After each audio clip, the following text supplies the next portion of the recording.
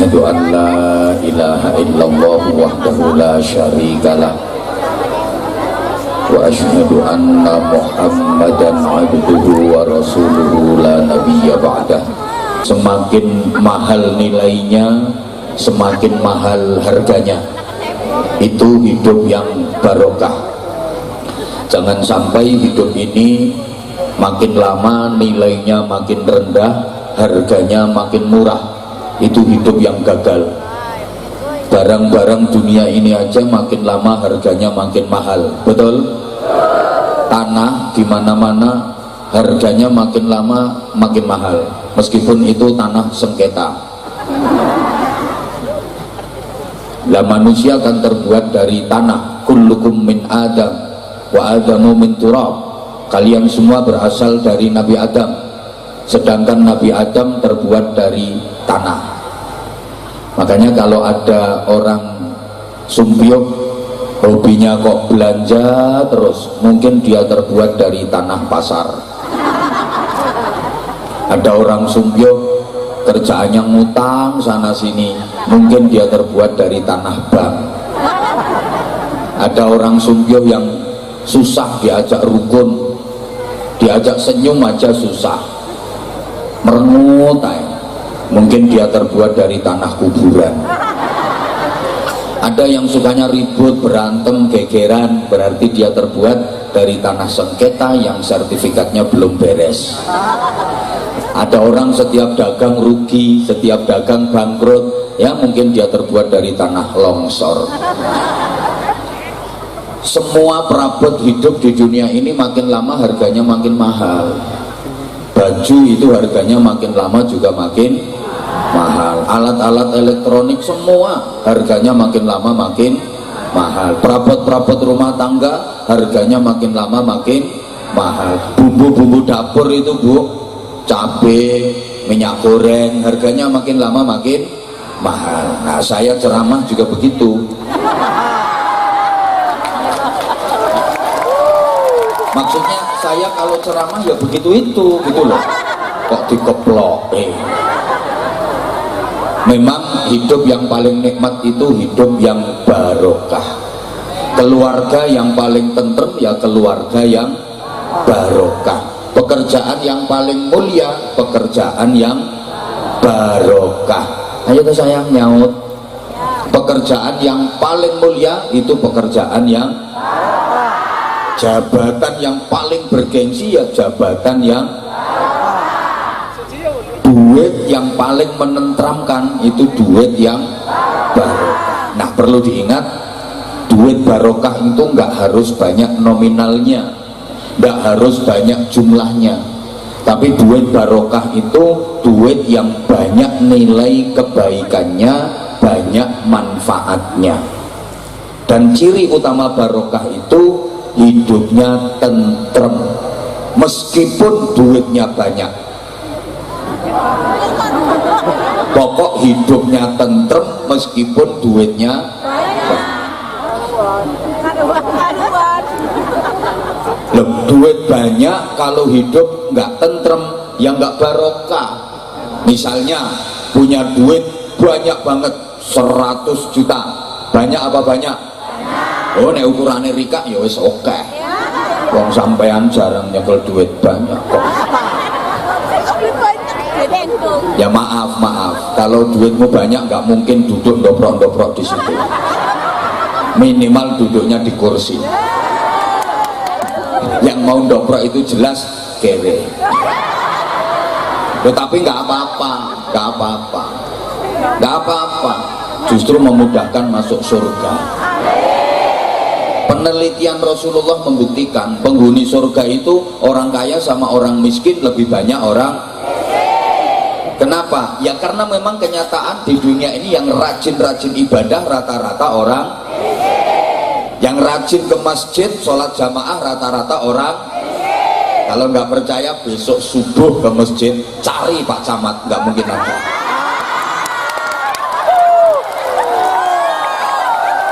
Pak Kapolsek juga nggak ada, paling ke masjidnya ya Jumatan. Makanya yang duduk di kursi itu agak susah masuk surganya. lebih gampang yang dobrok-dobrok di bawah. Sementara di dunia sepertinya tampilannya yang undangan VIP di kursi, di bawah tenda, di atas panggung lebih mulia, lebih baik daripada yang dobrok di bawah. Tapi hakikatnya dalam pandangan Allah belum tentu yang di kursi itu lebih baik daripada yang dobrok di bawah. Boleh jadi yang keplok-keplok dan dobrok di bawah itu sesungguhnya lebih jelek.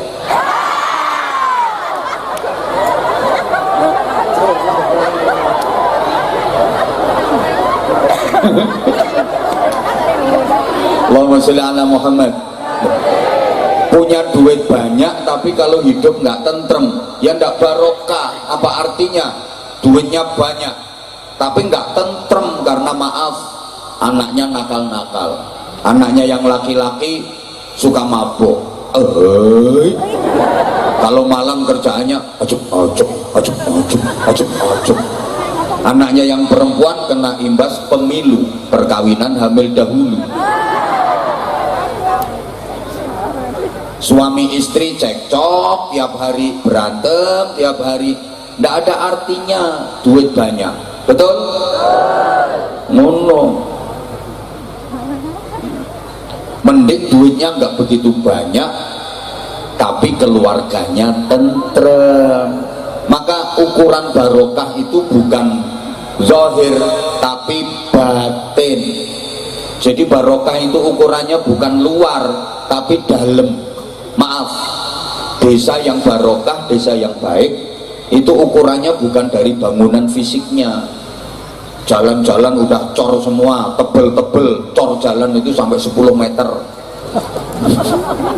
Rumah warganya bagus-bagus, ekonominya di atas rata-rata, masyarakatnya kaya semua. Bukan itu nilai barokahnya desa, tapi barokahnya desa itu dinilai dari orang-orang yang ada di dalam desa itu, penghuni desa itu, masyarakat desa itu. Meskipun bangunan fisiknya bagus, infrastrukturnya bagus, sarana prasarana lengkap, tapi kalau warga masyarakatnya banyak penjahatnya, banyak pencurinya, suka berantem, banyak kemaksiatan, ya ndak barokah itu desa. Sebaliknya, pembangunan fisik serba sederhana, tapi masyarakatnya guyub, rukun, gotong royong, tolong menolong dalam menjalankan ibadah, semangat imannya kuat seperti warga masyarakat Sumbyo. Ya seperti ini desa yang baik, seperti ini daerah yang barokah. Seneng nih. Rumah juga begitu. Rumah disebut baik, disebut barokah, ukurannya bukan dari bangunan fisiknya, biaya pembangunannya habis miliaran rupiah, kemudian peralatannya serba lux, interiornya serba impor, semuanya sudah ber-AC, sampai toilet WC ber-AC semua. Bukan itu.